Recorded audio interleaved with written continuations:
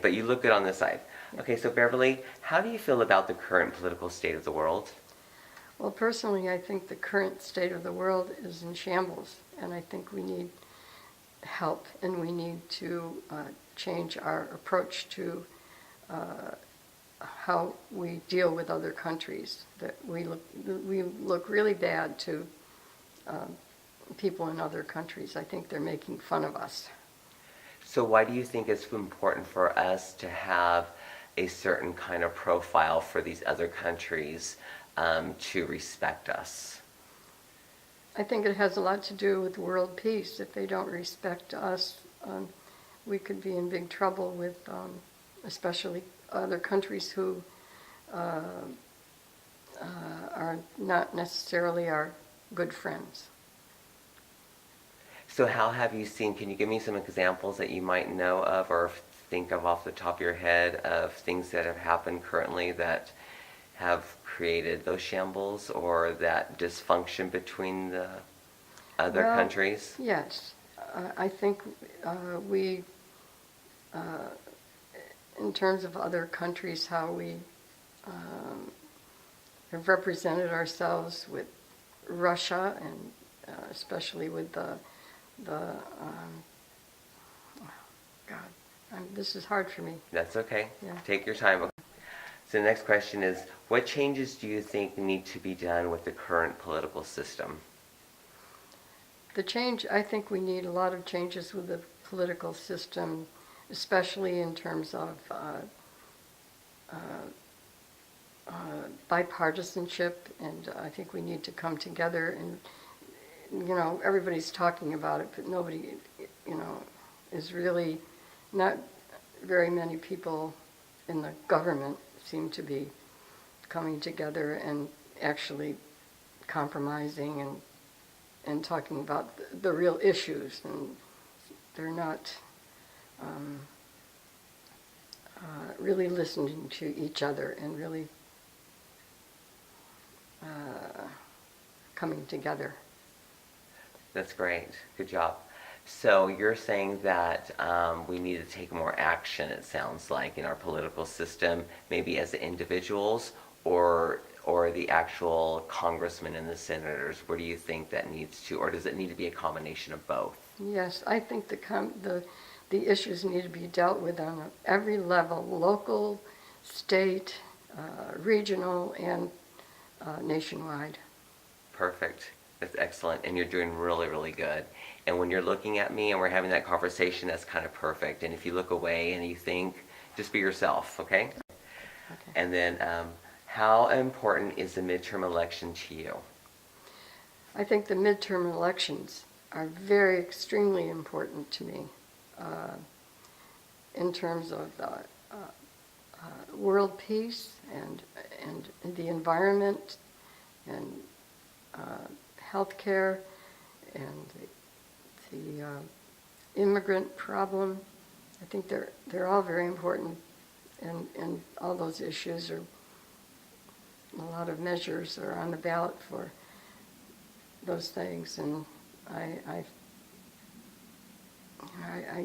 can't stress how important I think they are. So right now we have a point where there's, like you stressed about Medicare or your medical and insurance and immigration. So are these your top priorities? What are your top priorities right now?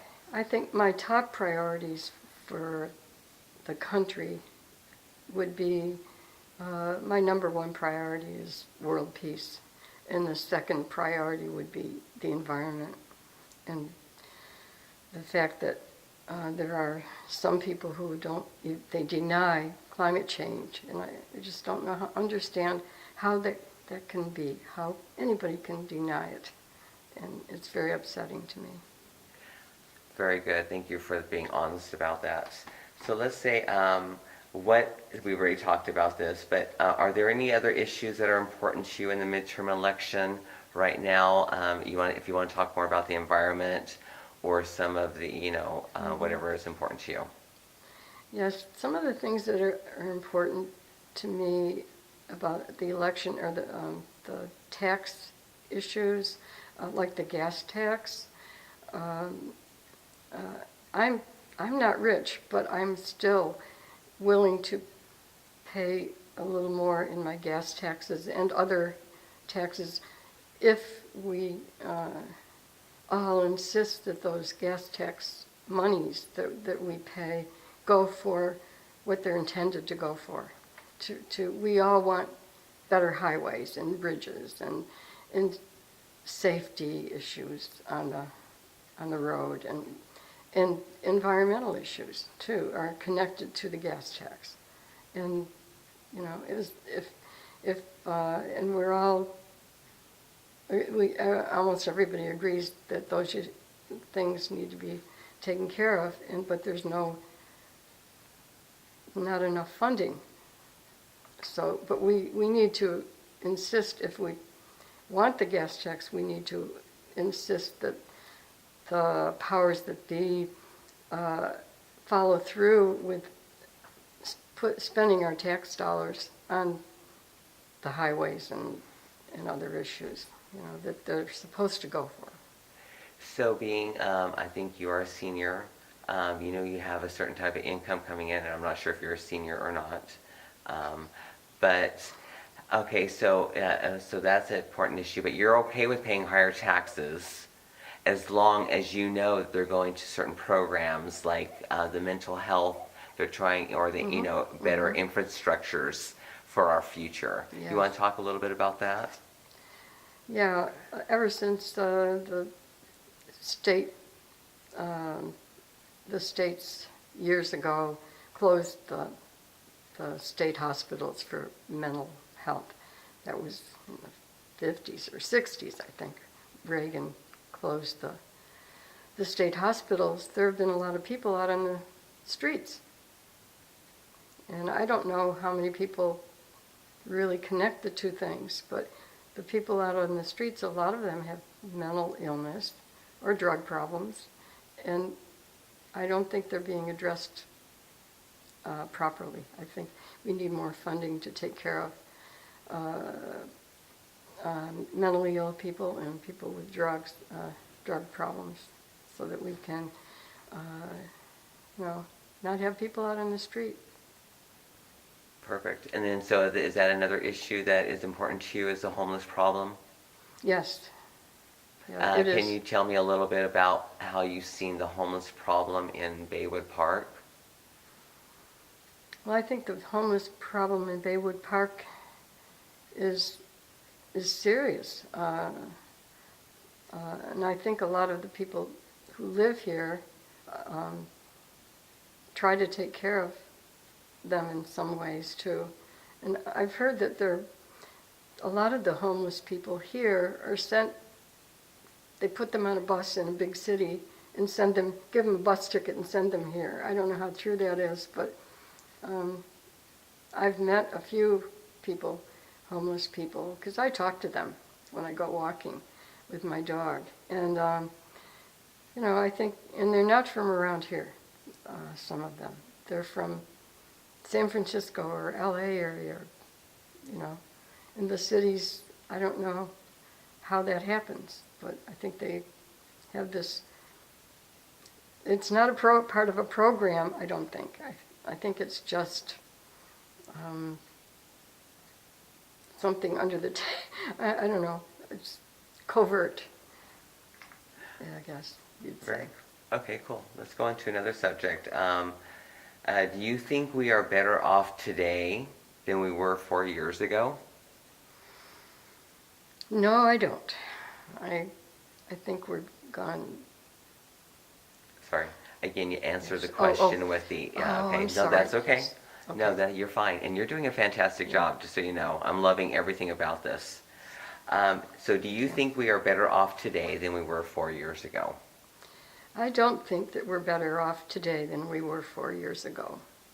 I think we're fast going into a really dangerous area globally, and you know, with the global political situation and environmentally.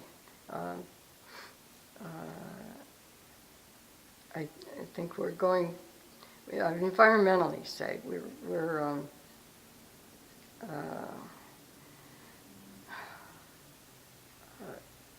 almost to the point of no return with um, we may not, what's the word? I don't know how to describe, I can tell you in a minute. Okay, no worries. Let's Better stop there first. Okay, so let's go to the next question was, okay, there's a lot of talk about young people voting in the polls. With all these shootings, I mean, they talked about like they're going to come out and make a change. Do you think their vote will make a difference and an impact in this year's election? I think young people can make a big difference in this year's election if they really get out and vote. I'm not so sure they're going to in as great a numbers as I'd like, but I think it's a really important thing for them to do that. And it might really put us up where we belong so that we get some more support for the environmental issues and the gun control issues. And yes, I think it's very important. Do you think the young people have been as active as they have in the 60s?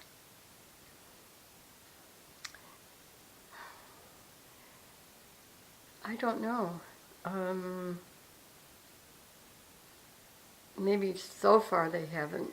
Well, take that back. I think And again, since answer the the question. school shootings. And again, answer the question. Okay, so okay. how do you feel about like the youth versus the political involvement now, and the youth political involvement in the radical 60s? I think the political involvement now is probably more so than in the 60s. And I think it's mainly because of all the school shootings and other issues like that. And yeah, I was a child I was a teenager in the 60s and in the 50s. And I don't think we were that politically involved. Maybe the people, young adults might have been more politically involved, but yeah, I think that the school shootings had a great deal to do with the involvement with young people these days. Perfect. Thank you. Let's go on to the next question. We're really almost done. Where do you see the future of politics heading? And I kind of refer to things like there's so much information out there. News is on 24/7 a day. Mm-hmm. And you can't get away from it. And they're calling you and they're texting you for votes. So where do you think the political future is headed? I think the political future is headed in a dangerously bad direction, and especially because of all of the media. I think there's too much polarization, and people can pick and choose what they want to watch, and they usually choose the media on TV or radio that they agree with already, and so they don't learn the other side. And I think there needs to be more encouragement for people of various opinions to get together and discuss things and do it civilized.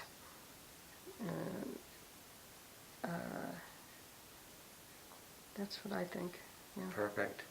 And then you've done a really good job, and I want to thank you very much for your time. But I just want to ask, are there any other things that you'd like to say about your political views or the political climate or anything that you may have not touched on?